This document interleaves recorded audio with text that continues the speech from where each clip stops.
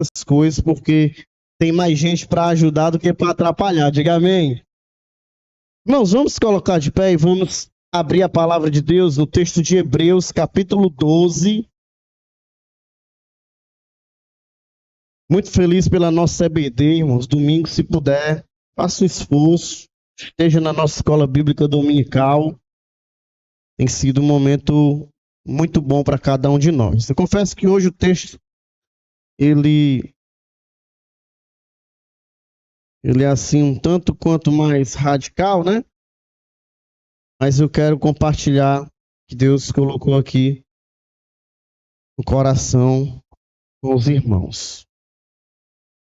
Hebreus capítulo de número 12, verso de número 25.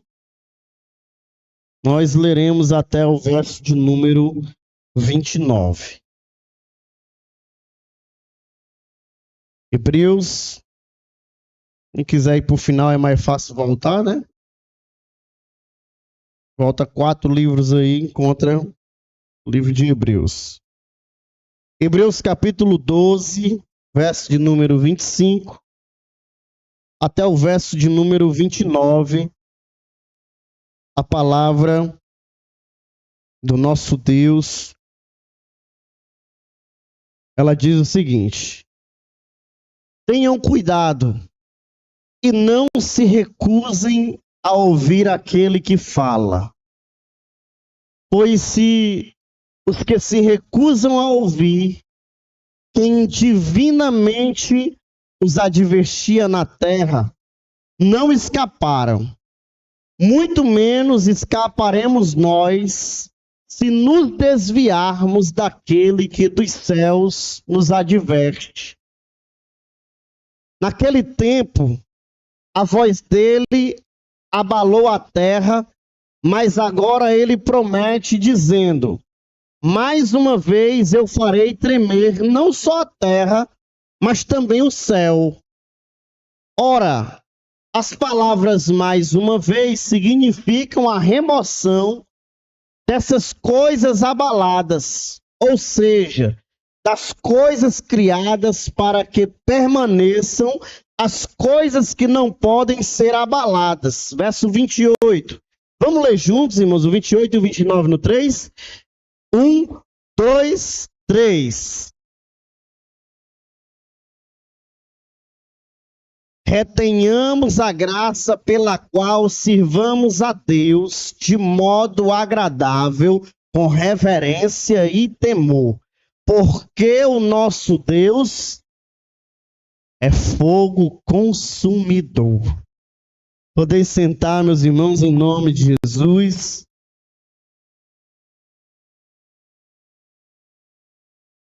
Eu fiz questão, meus irmãos, de ler o contexto do verso 25 em diante, onde o escritor aos Hebreus, ele fala um pouquinho mais do cuidado de Deus, né, das verdades divinas que nós raramente escutamos falar.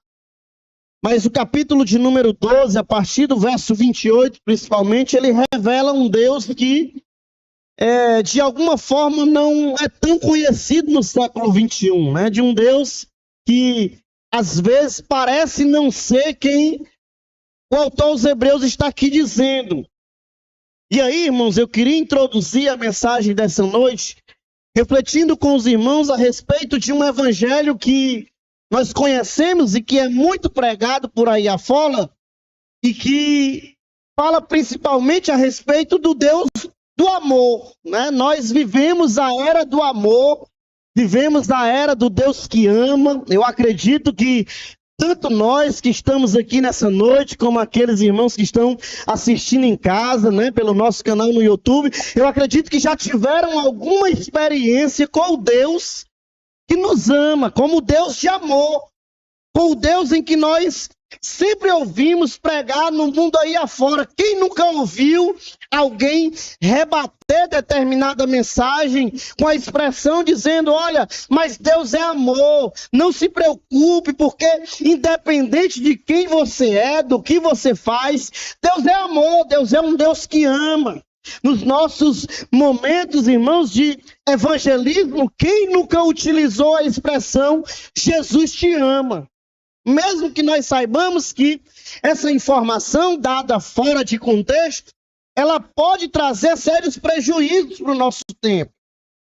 Eu vim, irmãos, de um meio, e eu conheço muito esse meio pessoalmente falando, e eu posso dizer para os irmãos que pensam numa coisa que a criminalidade, por exemplo, eu vou dar um exemplo aqui daqueles que conviviam na minha época, né, no nosso meio, mas pensa uma coisa que o criminoso gosta, o homicida, né, o assaltante. Pensa numa coisa boa, irmãos, é quando você encontra uma pessoa dessa fazendo ali qualquer tipo de atrocidade e chega um cristão para essa pessoa e diz assim: olha, não tem problema, você já matou 15 pessoas, você já assaltou umas 500, você já tirou a vida de tantas crianças, você já fez tudo isso, mas mesmo assim Deus lhe ama e Deus tem um plano na sua vida e tudo isso vai mudar.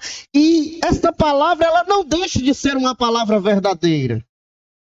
Eu queria pensar com os irmãos sobre a verdade que está por trás disso. Nós também dizemos a mesma coisa. É preciso chegar naquelas pessoas que hoje não têm o amor de Deus e dizer para elas o quanto elas são amadas pelo Senhor. Mas há, irmãos, na contramão disso tudo, algo que nós não podemos também negar. Algo que nós não podemos negligenciar. Algo que nós não podemos jamais, inclusive, esquecer.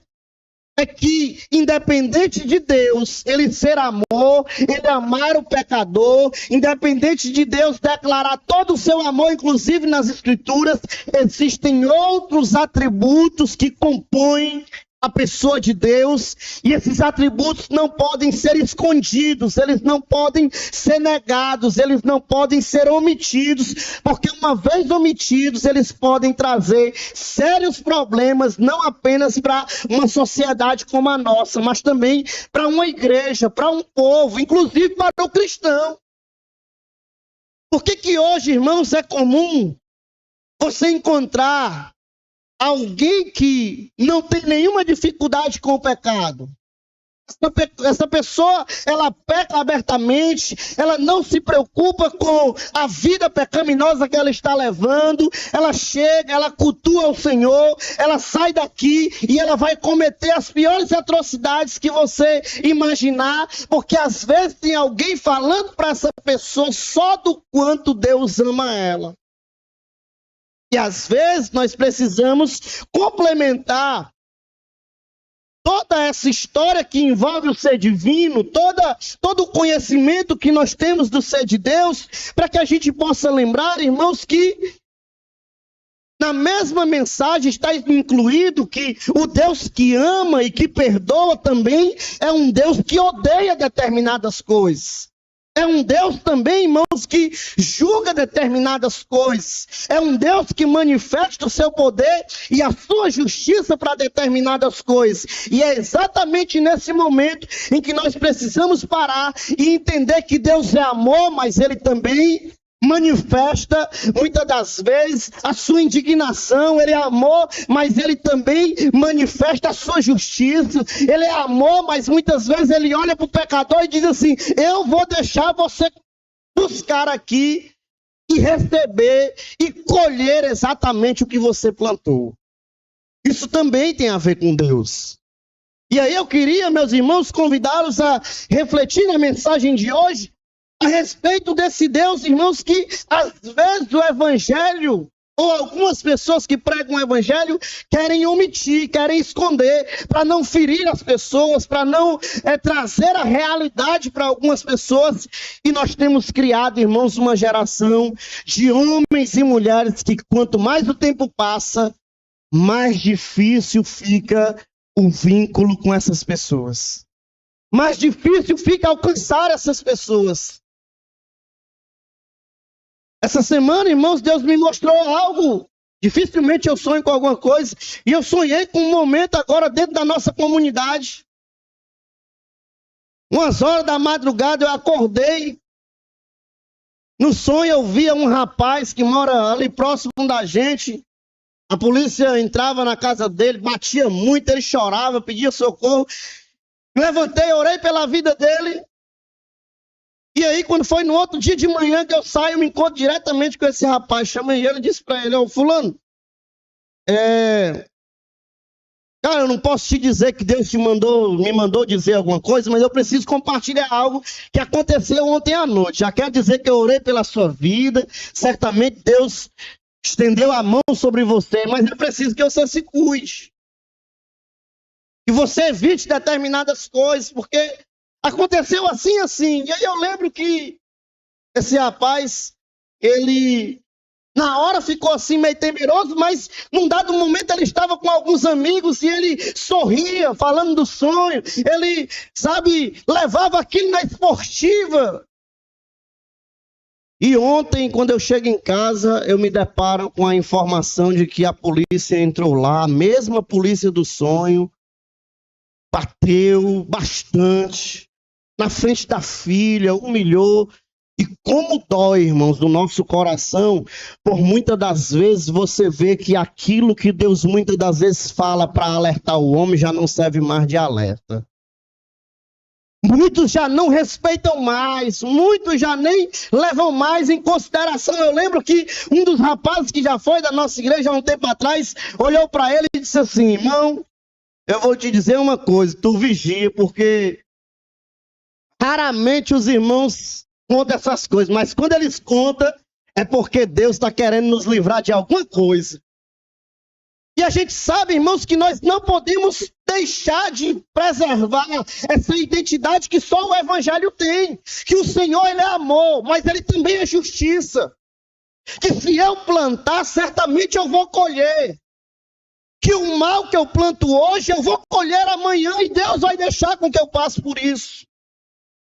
E aí, irmãos, quando nós lemos essa carta aos Hebreus, não é só no capítulo de número 12, mas inclusive nos capítulos anteriores, a gente descobre algumas verdades e eu queria começar defendendo essa que eu acredito muito e que eu prego ela onde eu vou, para qualquer pessoa que eu vejo. A primeira coisa que eu queria refletir com os irmãos é sobre essa verdade. Deus, de fato, Ele é amor. João capítulo 3, verso 16, a Bíblia diz que Deus amou o mundo de tal maneira que foi capaz de dar o seu Filho para que todo aquele que nele crê não pereça, mas tenha a vida eterna. Olha como é que funciona o amor de Deus. Ele amou o mundo de uma tal forma que Ele deu o seu Filho. Mas Ele deu para qualquer coisa? Ele deu para qualquer pessoa, Ele deu em qualquer circunstância, Ele deu simplesmente para quem achasse que Ele estaria dando, não. Ele deu o seu Filho único. O texto diz que Ele ama de uma tal maneira que Ele chega a entregar o seu Filho de uma tal maneira que não se explica. Mas ele complementa essa mensagem dizendo que é para que todo aquele que nele crê. Então não significa que todo mundo vai deixar de perecer porque Deus ama a sociedade. Não, somente aqueles que reconhecerem o sacrifício de Jesus, confessarem a Jesus, aceitarem o sacrifício de Jesus, creem no seu nome, esses vão ser livrados e vão ter a vida eterna. Essa mensagem ela não pode ser negligenciada.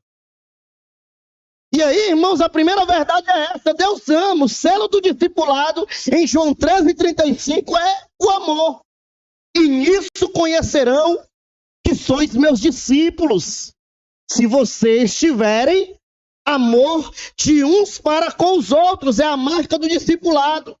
O amor é um atributo divino. É um atributo de Deus. E é um atributo, irmãos, que todo mundo conhece. Todo mundo entende a respeito do amor de Deus. Mas eu preciso nessa noite comunicar e compartilhar com a igreja do Senhor que existem outras verdades que compõem o ser de Deus. Deus é amor. Mas, por exemplo, o fato de Deus amar não impede de Deus também odiar. Deus ama, mas também odeia. Que é isso, pastor? Ninguém nunca disse para mim que Deus odiava alguma coisa, pois Deus odeia. E Deus odeia muita coisa. Tem um ditado que diz: Deus abomina o pecado, mas ama o pecador. E às vezes eu tenho por certo que Deus abomina as duas coisas, irmãos. Inclusive nós. Porque a Bíblia diz, irmãos, que as misericórdias do Senhor são a única causa pela qual nós não somos consumidos. Suas misericórdias, elas não têm fim. E todos os dias de manhã, elas se renovam pelas nossas vidas. É a razão pela qual nós não morremos. É a razão pela qual o Senhor olha para nós e diz assim: o Cláudio pecou, mas quando ele olha para nós, ele vê o reflexo do seu filho que deu a sua vida em nosso lugar. Ele não vai penar pelo pecado dele, porque meu filho se entregou por ele. Mas se não fosse isso, grande seria o juízo de Deus sobre a minha vida e sobre a sua vida, por causa de todos os males que nós já conhecemos. E aí, irmãos, eu preciso entender nessa noite que, primeiro, Deus ama, mas Ele também odeia. Quer ver uma coisa que Deus odeia? Apesar de eu não gosto de descontextualizar os textos, Deus odeia, irmãos, a infidelidade e o divórcio. Capítulo 2 de Malaquias, por exemplo, é um texto que fala muito claramente sobre isso. Eu sei que às vezes, erroneamente, a gente bate na igreja, né? Eu conheço muito desse ambiente, e por experiência própria, a igreja, muitas das vezes, ela aprendeu a bater em cima do divórcio. Deus odeia o divórcio, o problema é o divórcio. E se você ler Malaquias capítulo 2, o grande problema não é o divórcio, porque o divórcio é consequência de alguma outra coisa. Para existir divórcio, tem que haver outras coisas. E se você ler Malaquias capítulo 2, você vai descobrir que o grande problema do divórcio que Deus odeia no capítulo 2 de Malaquias está ligado à infidelidade. Porque para haver divórcio, tem que haver infidelidade, tem que haver algum tipo de coisa que faça romper um relacionamento, faça romper um casamento. E é só você, se a Giovana puder colocar para nós aí o texto de Malaquias, capítulo 2, puder voltar um pouquinho aí no verso 15, a gente consegue refletir melhor a respeito disso. Olha o que ele diz: não fez o Senhor somente um, mesmo que lhe sobrasse o Espírito. E por que somente um?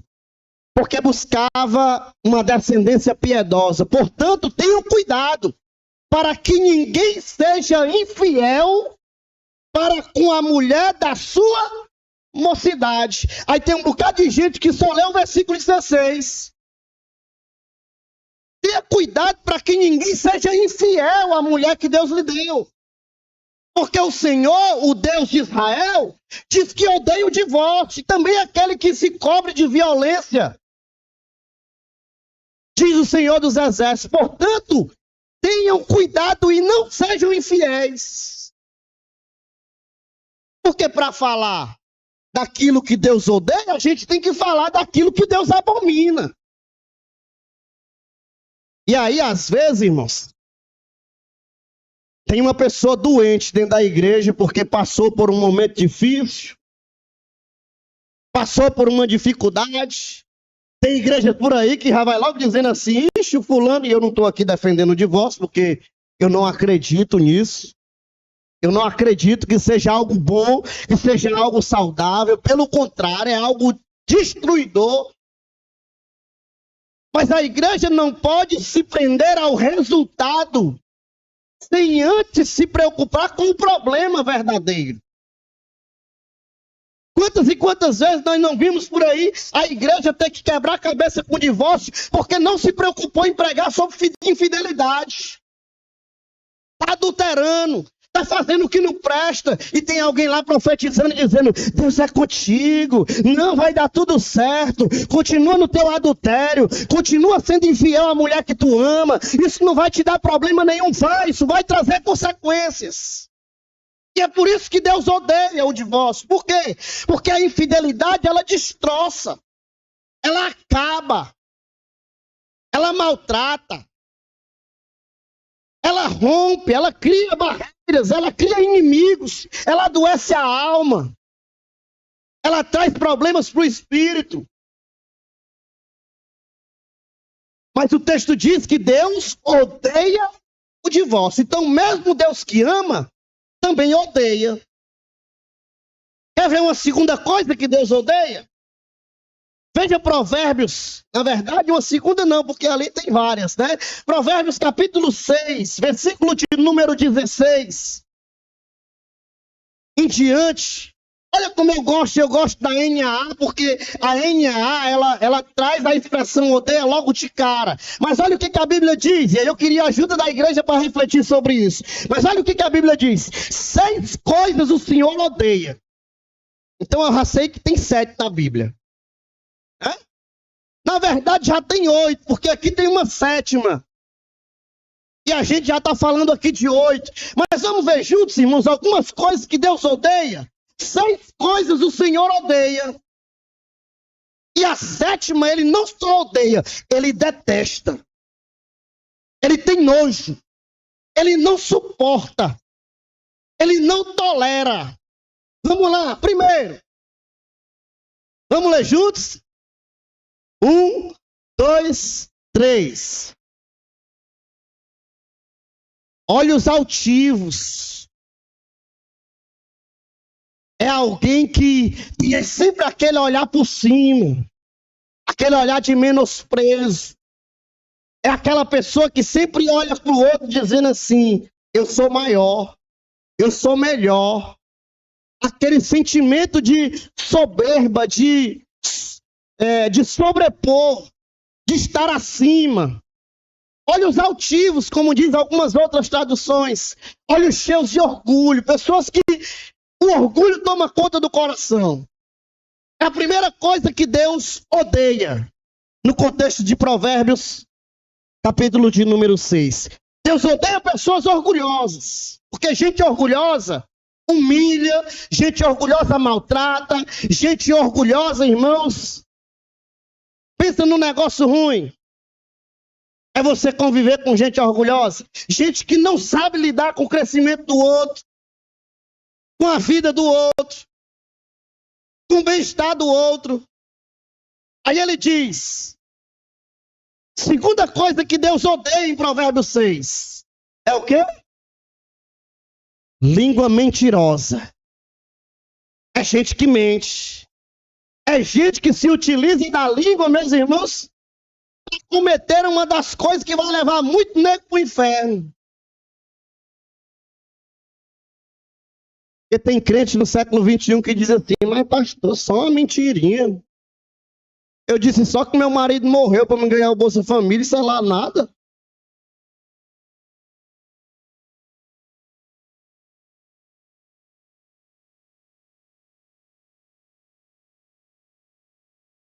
Não, pastor, a irmã veio me cobrar e eu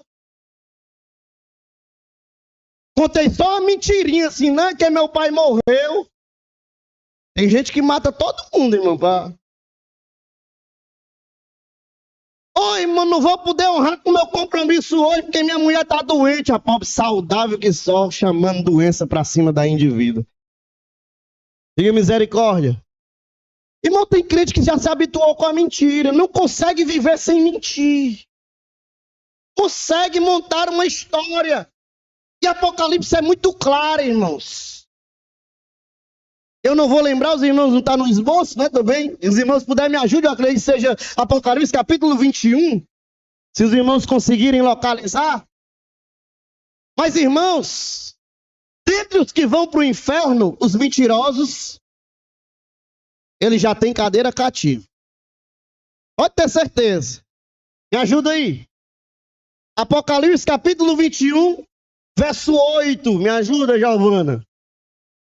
Quanto, porém, aos covardes, aos incrédulos, aos abomináveis, aos assassinos, aos imorais, aos feiticeiros, aos idólatras e a todos os mentirosos, a parte que lhe cabe será o lago que arde, queimando com fogo e enxofre. Essa é a segunda morte. Irmãos, o crente que foi chamado para viver a verdade não pode andar com mentira. Seja verdadeiro nas suas coisas.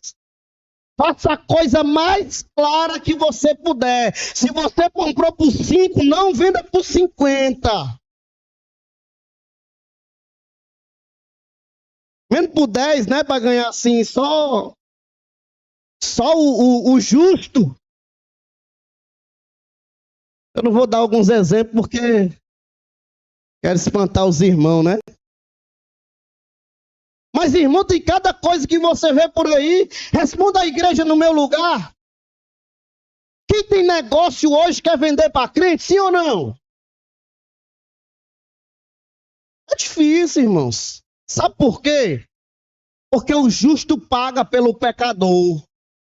Porque por causa de alguns que não têm compromisso com a verdade, que não entenderam a necessidade do evangelho pleno, todo mundo paga.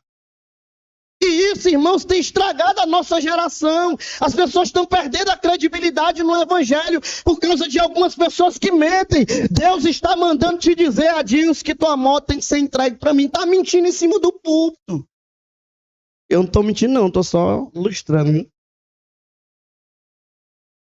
Irmãos, língua mentirosa é algo que Deus odeia. Não, pastor, mas também não pode ser muito radical, né? É uma mentirinha. A irmã lá não mentiu. Leia a Bíblia direito, irmão, pelo amor de Deus. Use o contexto. Olhe o futuro, as consequências. Não pegue só a parte lá do problema, não. Porque eu não vi ninguém mentir na Bíblia e não colheu o que plantou. Ninguém, inclusive os bons. Homens de Deus que mentiram e pagaram o preço. A gente viu aqui na escola bíblica recentemente as mentirinhas de Abraão, as mentirinhas de Jacó, que trouxeram problemas para a sua vida. Então a segunda coisa para eu poder caminhar aqui, irmãos, é língua mentirosa. Olha a terceira coisa que Deus odeia. Pode ler, irmão, não tenha medo não. Mãos que derramam sangue inocente. A gente tem que pregar mais isso aqui na rua, irmãos. Porque senão, Deus odeia a injustiça. Isso aqui tem a ver com a injustiça. Quantas crianças, irmãos, no meio dessa guerra? Quantas famílias? Quantos pais, mães têm pagado por tudo isso? Mas vamos adiante, versículo de número 18. Vamos ver a outra coisa que Deus odeia. Coração que faz planos perversos. Sabe o que é plano perverso, irmão? É você que planeja o mal. E tem uns crentes que planejam o mal. Tomara que dê errado.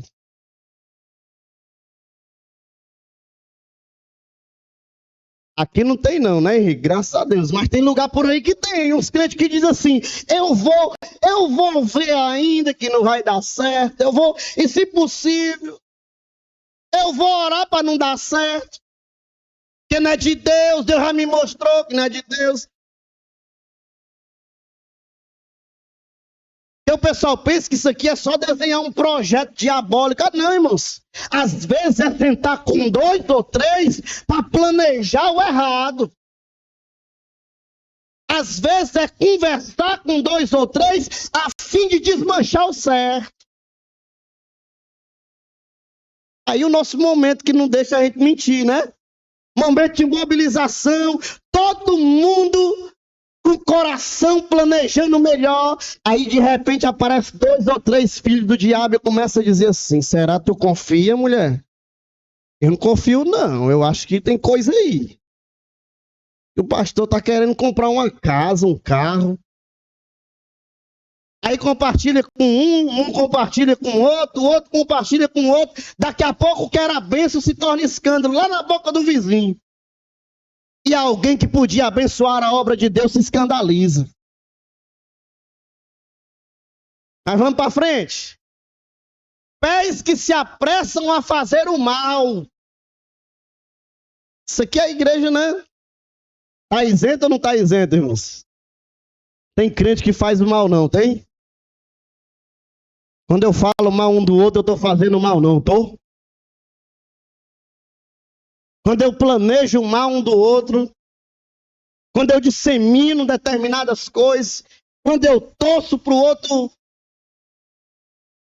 Sabe aquele irmão que está aqui sofrendo, já doido para se levantar, já? Aí o irmão diz assim: eu sabia que ia dar isso aí. Se não sabia, infeliz, por que não avisou? Por que não orou? Por que não reuniu os irmãos para ir lá socorrer se sabia que ia acontecer? Está no mesmo barco. Mas vamos adiante. Versículo 19. Uma outra coisa que Deus odeia, irmãos, é testemunha falsa. Que profere mentira. É aquela pessoa que você chama ali e diz assim: tu viu? Eu vi. Nem viu, irmão. É só bater o prazer de...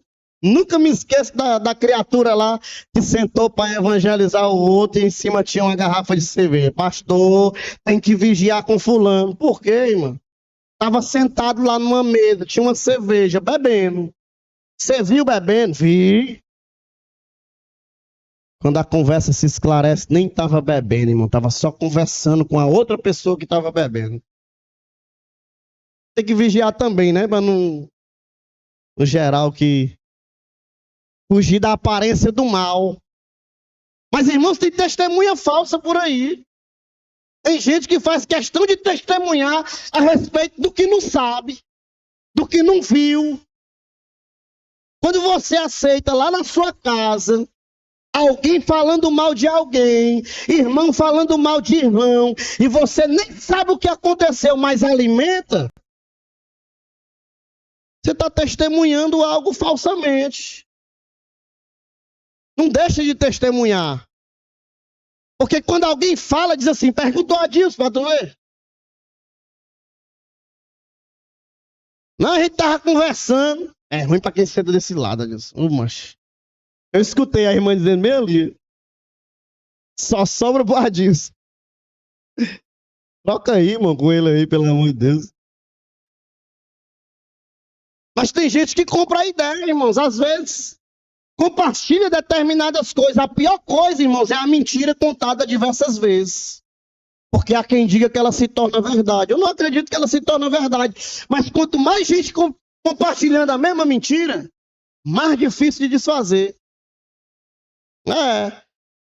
Você diz aqui uma coisa, quando chega lá na ponta, chega outra história. O Adilson.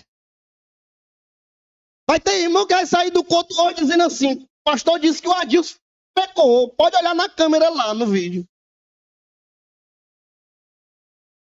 Mas, irmão, dessas 6 coisas Deus odeia. A 7ª, a Bíblia diz que ele... Volta ali o 16, que eu não me lembro a expressão da NAA. Ele detesta. A minha tradução diz assim, né? A corrigida diz assim: 6 coisas entristecem o Senhor e a 7ª a sua alma abomina. Eu gosto dessa aqui porque diz: 6 coisas o Senhor odeia, a 7ª ele detesta. Fala, pastor, não sabia que Deus detestava algumas coisas. Pois ele detesta. O que ele detesta? Volta lá a nós. Versículo de número 19. A 7ª coisa é aquela ali. Depois da testemunha falsa que profere mentira, qual é a sétima coisa que o Senhor detesta, que ele não tolera? É o que semeia discórdia. Irmão, esse texto cai como uma luva, né? É o que semeia discórdia entre irmãos.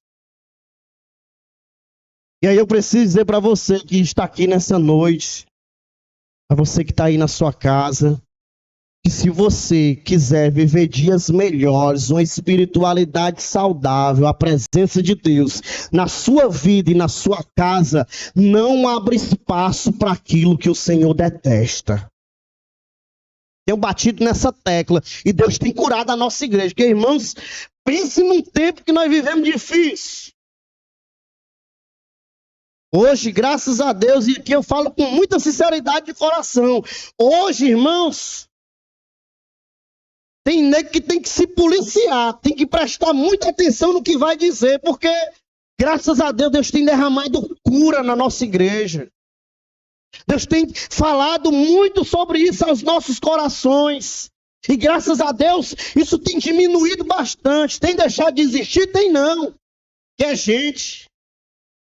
Mas Deus vai começar a tratar individualmente com cada um, à medida que cada um vai sendo conscientizado. Deus vai começar a chamar nele a responsabilidade. Porque, irmãos, não é nem eu. É o próprio Deus que detesta. É aquela pessoa que semeia a discórdia entre irmãos. Irmãos, isso aqui é sério. Pensa num negócio desgraçado que mata a igreja. Que está me ouvindo aqui, irmãos. E você que está em casa pode testificar disso. Se tem uma coisa que acaba com a igreja de Cristo nos nossos dias, é a discórdia entre o próprio povo de Deus, entre os próprios irmãos, irmãos que não se toleram, irmãos que não se amam, irmãos que se odeiam, que se detestam, irmãos que não conseguem sentar perto um do outro, toma da mesma ceia, comunga do mesmo pão, prega do mesmo evangelho, mas não consegue amar ao outro. Não consegue, irmãos, viver cordialmente com o outro. Isso aqui está chegando nas nossas famílias, irmãos. E daqui a pouco, Satanás vai se utilizar isso para destruir não só a igreja, mas as nossas famílias, as nossas casas, os nossos relacionamentos. Porque o remédio para isso aqui é perdão, é comunhão, é unidade. E aí, para que a gente consiga caminhar, irmãos, Deus é amor, mas o amor de Deus não impede que ele odeie determinadas coisas, irmãos, podem ver no texto. Mas tem uma outra coisa que dá para a gente pensar também sobre ela. Deus é amor, mas ele também é o quê? Justiça. Veja comigo o que diz Hebreus capítulo 10, verso 31. Vamos ler junto, irmãos. Eu ainda sonho com um tempo, irmãos, que não será mais possível aguentar pisar os pés na casa de Deus para adorar ao Senhor com uma mágoa do outro irmão. Essa pessoa vai chorar, vai gritar, vai fazer igual a Bíblia diz. Ela vai tentar dar uma oferta e na hora da oferta ela vai parar e dizer assim: eu tenho que primeiro, para cultuar a Deus e Deus receber o meu culto, eu tenho que pedir perdão, eu tenho que perdoar, eu tenho que amar acima de todas as diferenças. Olha o que diz, irmãos. Volta só ao verso 30 também. Para a gente pensar a respeito disso. Olha o texto diz: pois conhecemos aquele que disse. Isso aqui é Deus falando, né? Escrito aos Hebreus se dirigindo a Deus. A mim pertence. Vamos ler junto? A mim pertence. Deixa eu dar uma palavra de Deus para o seu coração. Tire esse sentimento diabólico e pecaminoso de querer se vingar daquela pessoa que lhe fez o mal. A vingança pertence ao Senhor. Fique na posição. Deixa o Senhor vingar para você ver. como a coisa pesa mais um pouquinho. Olha o que o texto diz. Pois conhecemos aquele que diz, a mim pertence a vingança. O que ele diz? Eu vou retribuir a cada um. A mim pertence a vingança. Eu retribuirei a cada um. E outra coisa, e outra vez ele diz, o Senhor julgará o seu povo. Não está falando de quem está lá fora, não, irmãos. Falando de quem está aqui dentro. O bom é que o escritor aos Hebreus, ele se dirige muito claramente ao povo de Deus. A mim pertence a vingança. Eu vou retribuir a cada um. Plantou, comigo vai ter que colher. É assim que Deus deixa isso muito claro. Portanto, se você planeja fazer o mal, viver do mal, se alimentar de alguma coisa que não vai trazer nenhum benefício para a sua vida, lembre-se que a lei da semeadura serve para todos, em qualquer tempo e qualquer geração. Se plantou, vai cumprir. Vai colher. Quer ver? Veja comigo um outro trecho aqui para a gente já se encaminhar aqui para o final. Eu não consigo chegar aqui à conclusão. De fato, eu separei 2 páginas aqui, irmãos, mas já quero me dirigir aqui ao final. O texto que a gente leu nessa noite, de Hebreus capítulo 12, verso de número 28, ele deixa isso muito claro para nós. Deus, irmãos, no final desse versículo, deixa isso muito claro. Como é que a gente deve servir ao Senhor? Vamos ler juntos só esses 2 versículos, verso 28 e versículo de número 29, no 3, bem bonito assim, unânimes, né? Unidos. Vamos lá? 1, 2, 3.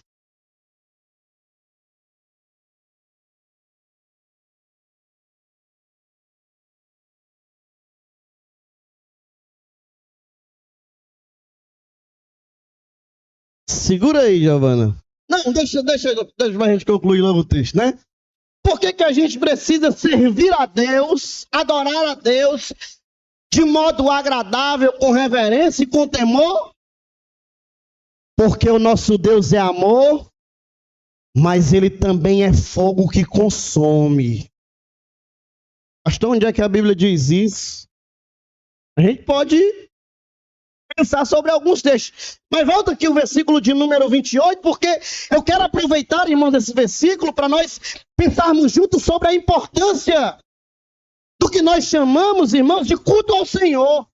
Nós falamos quinta-feira passada sobre a importância da gente entender sobre o evangelho e a cultura. No quanto a cultura, muitas das vezes, ela atrapalha o crescimento da igreja, ela atrapalha o andamento da obra de Deus, porque tem muita coisa na cultura, irmãos, que nos impede, que nos atrapalha. Eu falei de algumas aqui semana passada.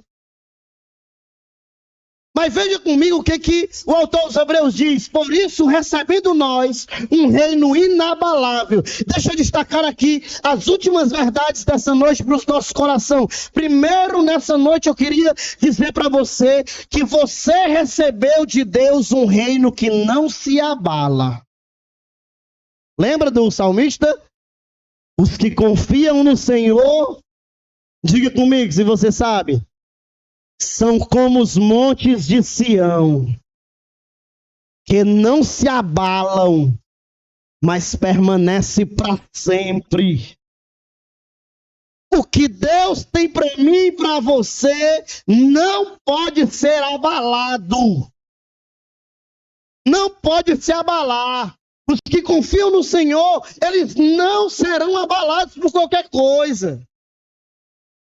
Deixa isso muito claro, pois se recebendo nós um reino inabalável, o reino que você recebeu também é inabalável. Nós já falamos sobre isso. Enquanto os governos da terra se abalam, as coisas se estremecem por aí, Deus permanece sentado no seu trono e garantindo para eu e você um lugar que não se abala por nada.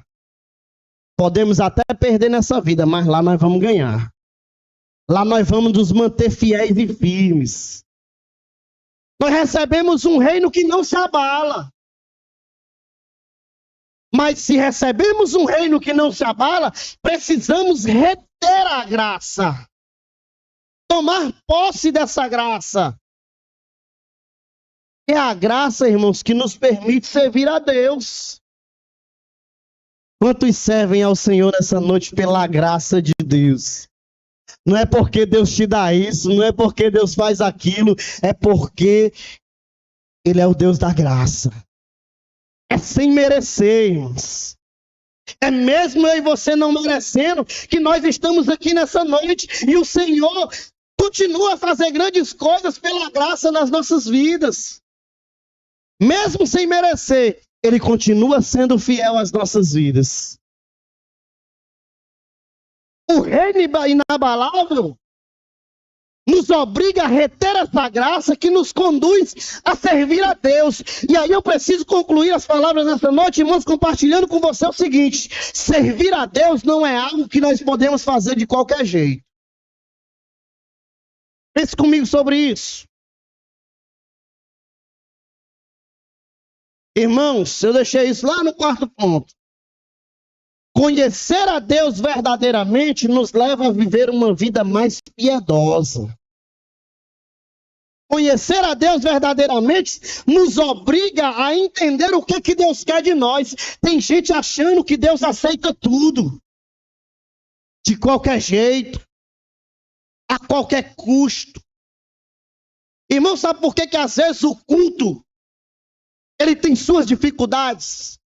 Porque a gente não entendeu que a gente, uma vez recebendo um reino inabalável, a gente precisa receber ou reter essa graça que nos leva a servir a Deus, porque servir a Deus é algo que nós precisamos fazer direito.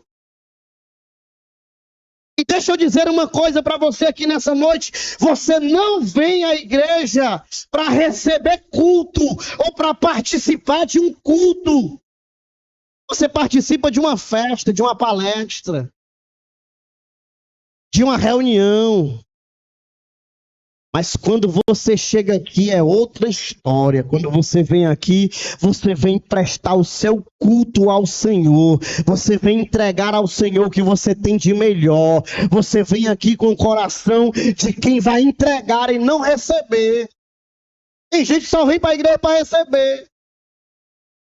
E tem uns que querem receber tão grandiosamente e sair do culto dizendo assim: hoje eu não gostei do culto. Aí dá vontade de dizer assim: é porque o culto não foi feito para você. Se você gostou ou deixou de gostar, não faz nem diferença. Porque quem tem que gostar é o Deus a quem nós viemos adorar neste lugar. Quem precisa gostar do culto, irmãos, é aquele que recebe o culto. Portanto, quando você sair da sua casa, lembre-se que você vem à casa de Deus para oferecer o melhor culto que você puder oferecer para o Senhor. Reflita nisso nessa noite. Como é o culto que você tem entregado a Deus? Porque essa graça, irmãos, ela nos obriga, olha aí, a servir a Deus com intencionalidade. Tenhamos a graça pela qual sirvamos a Deus. Pastor, mas eu sirvo do jeito que dá. Do jeito que eu posso. Eu preciso dizer para você que não é assim que Deus quer ver você servir a Ele, não. Deus quer o melhor. Não é dinheiro não que eu estou falando. É entrega, é coração quebrantado. Irmãos, o que nós temos visto em algumas segundas-feiras de oração, na quinta-feira passada aqui no culto de doutrina, naquele culto de domingo, onde a manifestação de Deus tem sido visível, sabe o que é? É o resultado da entrega. É quando eu e você nos entregamos. Aí Deus usa, irmãos, Deus opera. Tenhamos a graça pela qual sirvamos a Deus. E aí, para servir a Deus tem um padrão, não é de qualquer jeito. Primeiro, como é que Deus quer que a gente sirva a Ele? Primeiro, de modo agradável. E para mim não esquecer, eu anotei aqui o que é esse bendito modo agradável. É servir a Deus de modo agradável, de uma forma que agrada. Simplesmente isso.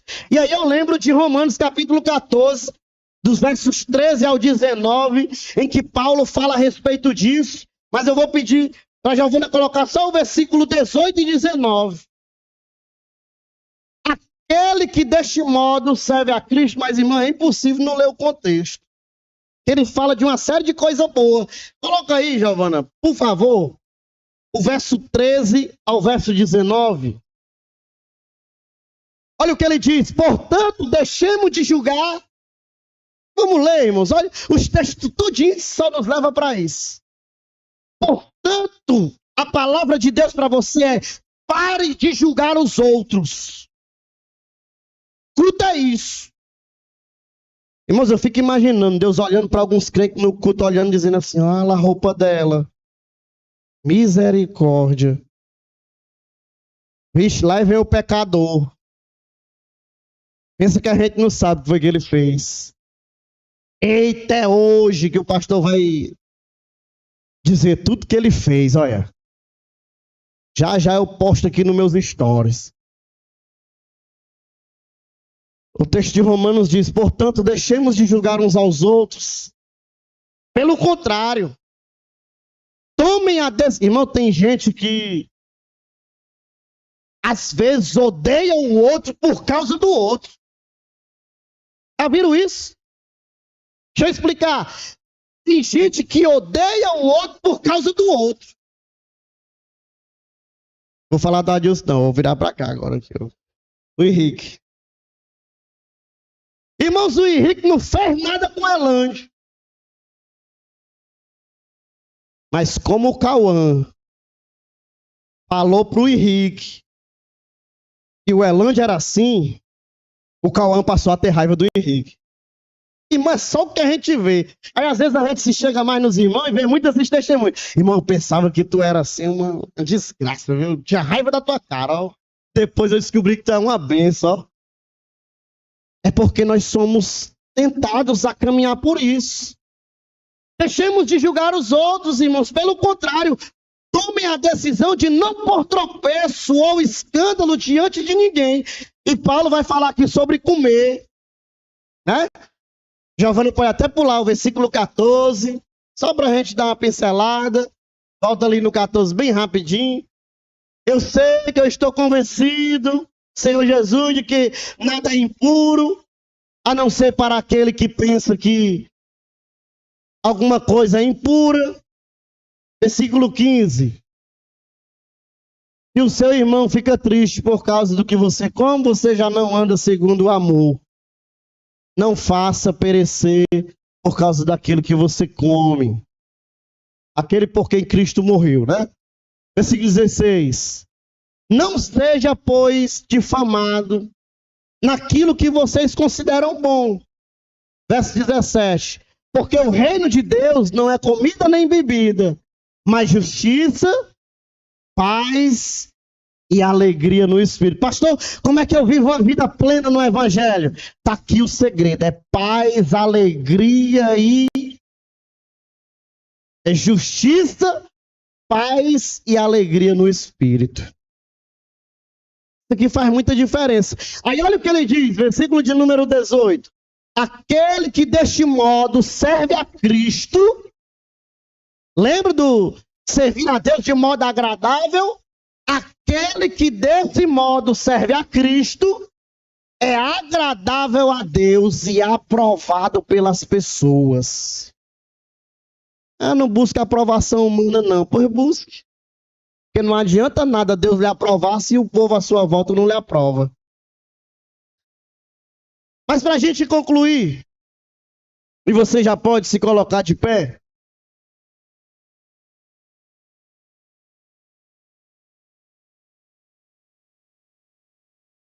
O escritor aos Hebreus fala, irmão, de servir a Deus. Não quer nem se levantar. Ou é porque está muito bom, ou é porque está muito cansado, viu? O Evandro está dizendo que é porque está bom, irmão, viu?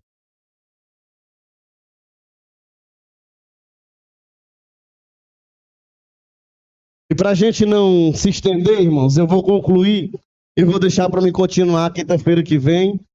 E quinta-feira que vem eu quero falar desse servir a Deus de modo agradável, com reverência e temor. Como é bom a gente servir a Deus de modo agradável, com reverência e temor. Quantos estão servindo ao Senhor com reverência nessa noite? Deus tem coisa boa para a nossa vida, irmãos. De pé, eu quero chamar aqui o diácono Evandro para estar orando e já concluindo. Cadê os aniversariantes, irmãos? O pessoal que quer se reconciliar, venha para cá que dá tempo, viu? Deus tem perdão para a nossa vida, Deus nos ama. E eu tenho certeza que tudo isso permanecerá no seu coração. Tem alguém para se reconciliar? Aceitar Jesus? Nós vamos orar, já encerrando nessa noite. Evandro já ora pelos aniversariantes, tá bom? E domingo nós estaremos aqui no nosso culto de Santa Ceia para adorar o Senhor. Cadê aquele pessoal que vai trazer o quilo de alimento? Diz amém. Ó, Elaine, pode ir. Eu creio, viu? Evandro. Montar umas 15 cestas com esse amém, né, pastor? Glória a Deus. Vamos orar, irmãos, vamos agradecer a Deus. Quantos querem ser incluídos e abençoados nessa oração? Digamos amém. Pai, nós queremos te louvar por esta noite tão maravilhosa, de nós estarmos aqui, Senhor, ainda diante da tua presença. Nós queremos te agradecer, Senhor. Senhor, pelos louvores ministrados, Senhor da glória. Espírito Santo, nesse momento, queremos te agradecer também, Senhor, pela tua palavra que foi ministrada aos nossos corações. Nos abençoa, Senhor da glória, nos fortalece. Segura em nossas mãos, Senhor da glória, para nós continuarmos, Senhor. Senhor da glória, nesta caminhada tão maravilhosa que é de servir a ti, Senhor, com integridade, amor e alegria, Senhor. Pai, em nome de Jesus, eu quero te apresentar Senhor, cada aniversariante, Senhor, que completou mais um ano de primavera, Senhor da glória, que as tuas bênçãos, Senhor da glória, seja sobre a vida de cada um deles, Senhor.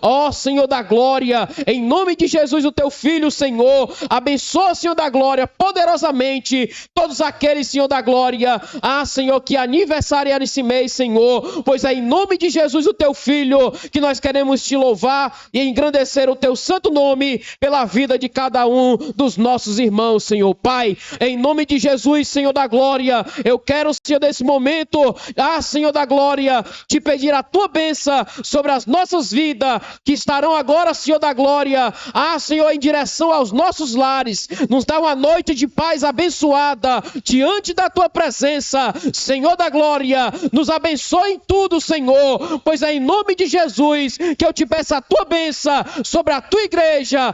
Senhor da glória, estende as tuas mãos, Senhor, no decorrer do caminho, livrando e protegendo de todo perigo e de todo mal, pois é em nome de Jesus que eu te peço a tua bênção e já te agradeço, em nome do Pai, do Filho, do Espírito Santo, que vive e reina para todo sempre, e a igreja que crê, diga amém. Glória a Deus, estenda as suas mãos. Ainda tem aqui, irmãos, quinta-feira passada a gente entregou os planos de leitura da Bíblia, foi mais de 100. E ainda tem uns aqui para quem não pegou ainda. Isso aqui é para você ler a Bíblia em um ano e anotando, que é para você no final do ano ter concluído a leitura da Bíblia. Então, quem não pegou e quiser pegar, faça esse estudo nesse ano, você vai ganhar muito com isso, em nome de Jesus. Levante sua mão assim e diga assim: Deus é amor, mas Ele também é justiça. Ele ama, por isso cuida. Levante a sua mão, que a graça e a paz de nosso Senhor e Salvador Jesus, o amor de Deus, o nosso Pai, a comunhão e as consolações do querido Espírito Santo de Deus, repouse sobre todo o povo de Deus em toda a superfície da terra, hoje para todo sempre. Diga amém. Dê a paz do Senhor.